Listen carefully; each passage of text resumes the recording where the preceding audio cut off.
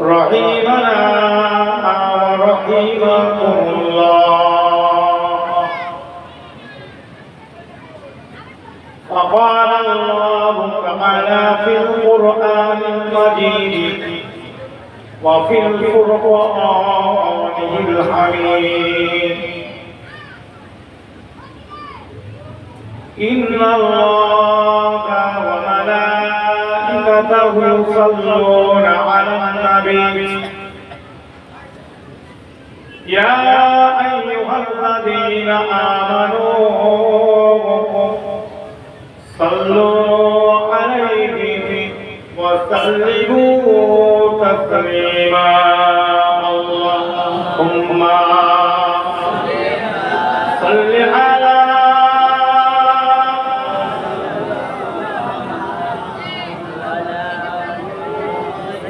وعلى آله بلغ العلا بكماله كشف الدجى بجماله حسنت جميع خصاله. صلوا عليه وآله. اللهم صل على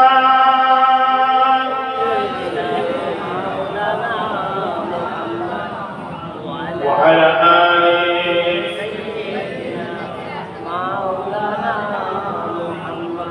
مدينة مدينة مدينة مدينة. चलो चल के देखे दयागे मदीना, चलो चल के देखे दयागे मदीना. किधर है मदीना, कहाँ है मदीना, किधर है मदीना, कहाँ है मदीना.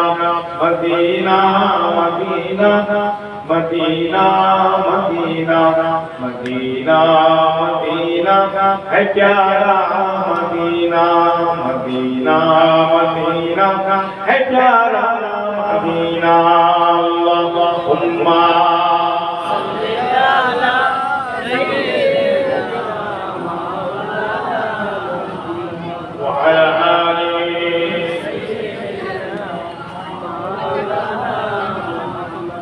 सुबह के ज़मज़म के पानी से धो लो, सुनेंगे न क्यों तुम अदब से तो बोलो.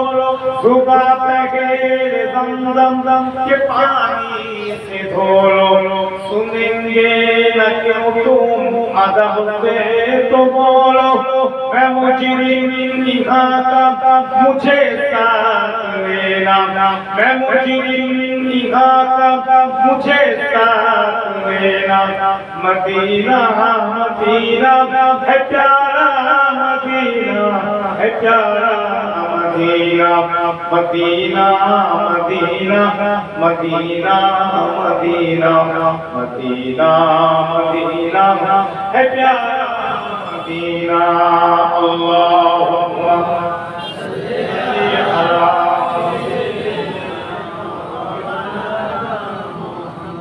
وعلى آله.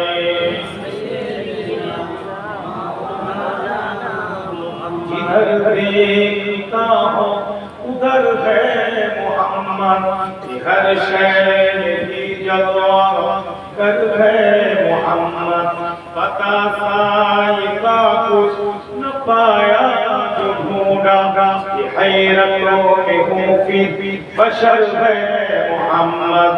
खुदा जाने उसको, खुदा को जाने, खुदा जाने उसको, खुदा को जाने.